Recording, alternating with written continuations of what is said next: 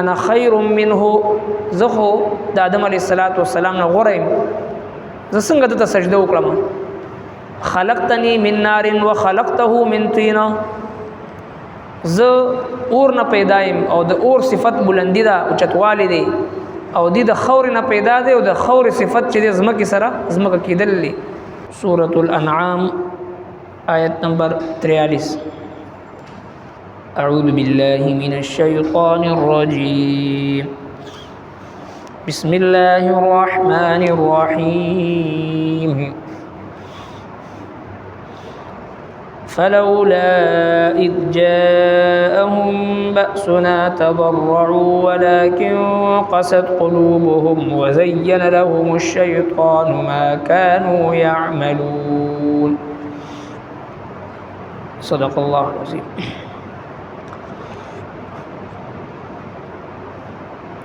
مخي آيات مباركو کی اللہ جل شانہ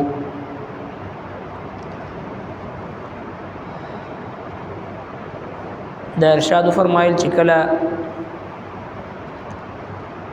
پدی مشرکین باندې سخت حالات راشي او مشکل وخت راشي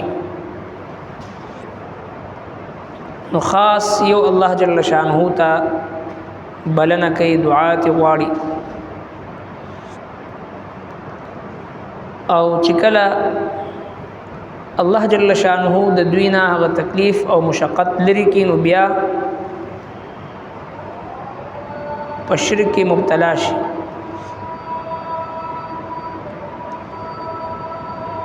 او دا سه دغه زمانه د مشرکین پورې خاص نه دی بلکې الله تبارک وتعالى فرمایل چې مخکې کوم پیغمبران مون دنیا ته را لګلې دي او دا غوي کوم خلکو تکذیب کو انکار کو هغه خلکو باندې هم مونږ دغه سي ازمایښونه او جزوی عذابونه د مال د سختۍ په صورت کې د مرزونو په صورت کې پاغوي باندې مونږ راوستو دې د پاره چې دوی عاجزي وکي او رجوع ال الله وکي او خپل اصلاح احوال وکي ګناهونه پرېږدي نو ارشاد فرمایل چې دا مشکل حالات او ابتلا امتحان بیماری مالی تنگ دستی او اچکالی دا هر څه چې راځي دي د پار راځي چې دا زما بندگان زما طرف ته رجوع او الله تبارک وتعالى فرمایي چې ظهر الفساد فی البر والبحر بما کسبت ایدی الناس چرته هم چې په خشکی او په تری کې چې کوم فساد راځي دا د خلکو د خپل اعمالو نتیجه وي صد پاره ليذيقهم بعض الذي عملوا لعلهم يرجعون چې الله جل شانو فرمایي چې د دوی د سنس عملونو ذائقه یعنی سنس عملونو هغه سزا دوی ته ورکم چې دوی رجوع کی سنس الله تبارک وتعالى چې کچري د ټولو اعمالو سزا ورکول په دنیا کې شروع کی نو بیا د انسانانو د پاره ډېر زیات سخت شي بلکې ليذيقهم بعض الذي عملوا لعلهم يرجعون ته بعض گناهونو سزا الله جل شانه په دنیا کې ورکي دي د پاره چې زما د بندگان ما طرف ته رجوع کی نن چې کوم آیت مبارکه ده آیت نمبر 43 پدې کې الله تبارک وتعالى فرمایي فلولا اذ جاءهم پسورنا وکل چراغ دوی تا بأسنا عذاب زمونگا تضرعو چی عاجزی کڑی وی ولكن قصد قلوبهم لیکن کلکشل زرن دوی وزین لهم الشیطان او دولی کړی دوی ته شیطان خسته کړی دوی ته شیطان ما كانوا يعملون اغه عملنا چې دوی بکول دا عذاب او ازمایش امتحان د مالی بحران مالی تنگ دستی د بیماری او د نور صورتونو چې کوم ما په دوی راوستو دي د پاره وو چې تضرعوا چې جی عاجزی کړي وي ځکه چې عاجزی د ډېر لوی بادشاہي ده تضرع او تواضع دا یو بهترین صفت دی چې په کم انسان کې وي دا دو متضاد سيزونه دي، یو تکبر دی او بل تواضع ده. او دا تواضع دا د آدم علیه السلام او داغه د اولاد صفت دی، او تکبر دا د شیطان او داغه د اولاد خصلت او عادت دی. آدم علیه السلام نه هم خطا او نسیان او هیر او شوا، بل طرف ته شیطان هم خطا وکړه، لغزش وکړه، ګناه وکړه. دوانو نه هم چې دی یو داسې کار وشو چې کم الله تبارک وتعالی کم کار نه دوی منع کړو. بیا د دوانو اعمال زموږ مخې ته راځي. حضرت آدم علیه السلام فورا تضرع او تواضع او عاجزی الله جل شانه ته ښکاره کړه. ربنا ظلمنا انفسنا، اذ من ربا من ظلم کړی دی په خپل ځانونو باندې، و ان لم تغفر لنا او کتب خنون کړی مونږ ته، وترحمنا او رحم نکړي په مونږ باندې، لنکونن من الخاسرین، نو خامخا مونږه نقصان مندونکو نه یو. فورا عاجزی اظهار وکړو، ربنا ظلمنا انفسنا. بل طرف ته شیطان دی چې کله ورته وفرمایل شو چې تا ولې د الله جل شانه د حکم نه انکار وکړو، وی انا خیر منه، زخو د آدم علیه السلام نه غوره یم، زه څنګه دته سجده وکړم؟ خلقتنی من نار وخلقته من طین، زه اور نه پیدا یم او د اور صفت بلندی ده، اوچتوالی دی، او دی د خور نه پیدا دی او د خور صفت چې د ځمکې سره ځمکه کېدل دی، نو زه دنه اعلی یم. فورا دلایل ورکول شروع کړه. نو تکبر عزازیل را گناهگار کرد. دا عزازیل دا د ابلیس نوم دی او دا استاذ الملائکو، د ټولو ملائکو سردار او استاد. زمکی په چپ چپ باندې د سجده لګولې و او زرګونه کاله د الله تبارک وتعالى عبادت کړو. ډېر لوی عالم، ډېر لوی عابد، ډېر لوی عارف او د ډېرو خصلتونو خاوندو. و تکبر عزازیل را گناهگار کرد، در زندان لعنت گرفتار کرد، در زندان لعنت گرفتار شو. د دې تکبر د وجنا دی رانده درگاه شو. آدم علیه السلام کی تضرع و تواضع و عاجزی و الله تبارک وتعالی چې دی هغه کامیاب او کامران کو، هغه توبه قبول کړه او قیامت پوری دا دوانو پیروکار موجود وي. یو طرف ته خلک وي چې کوم د آدم علیه السلام خپل پلار نیکو په نقش قدم باندې وچلیږي، چې کله د ګناه سرزد شي فورا تواضع اختیار کی، عاجزی اختیار کی.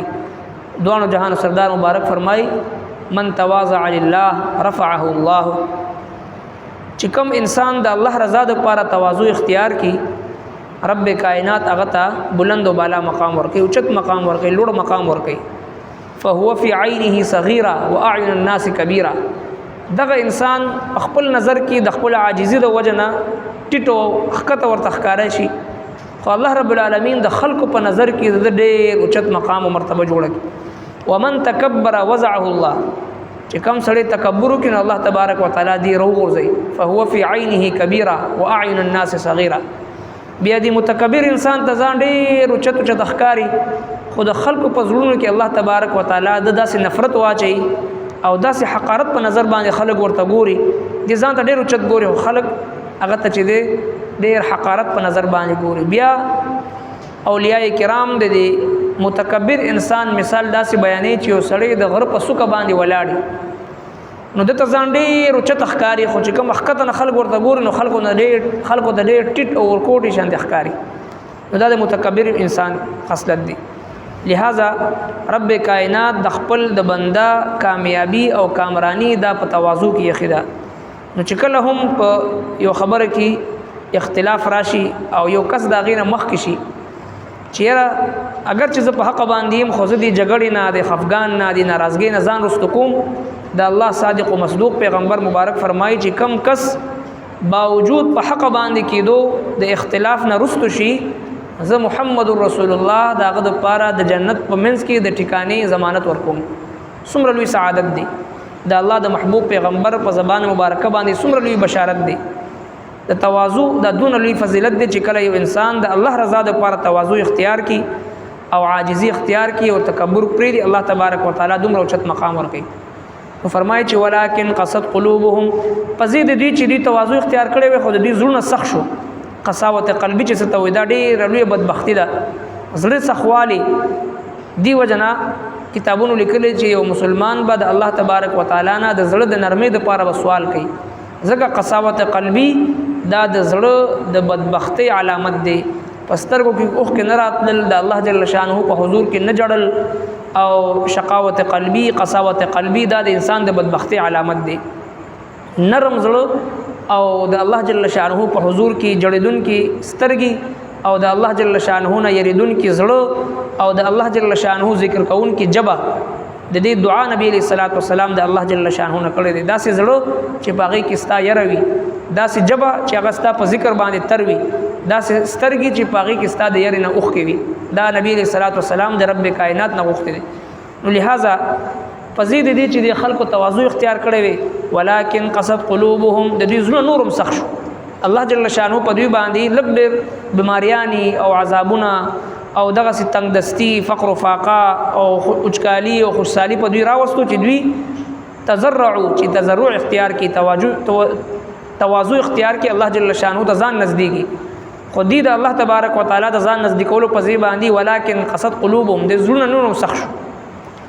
وزين لهم الشیطان او خسته کړه شیطان دوی ته عملونه د دوی ما كانوا يعملون هغه عملونه چې کوم دوی کول. د شیطان کار دا وی چې انسان ته مهنت کو کی پزړه باندې او چې کله د انسان زړه تک تور شي نو بیا په د باندې نیک کارونه بدلېږي او بد کارونه په د باندې خولېږي. د ګناه په محفل کې خوشحاليږي او د نیک محفل او نیک صحبت کې دی پریشان کیږي.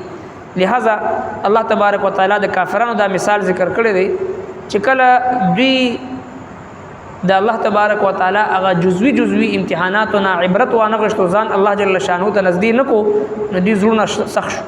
او چې کله زړه سخت شي نو بیا شیطان ورته ګناه نیکی ښکارا کوي او نیکی ورته ګناه ښکارا کوي.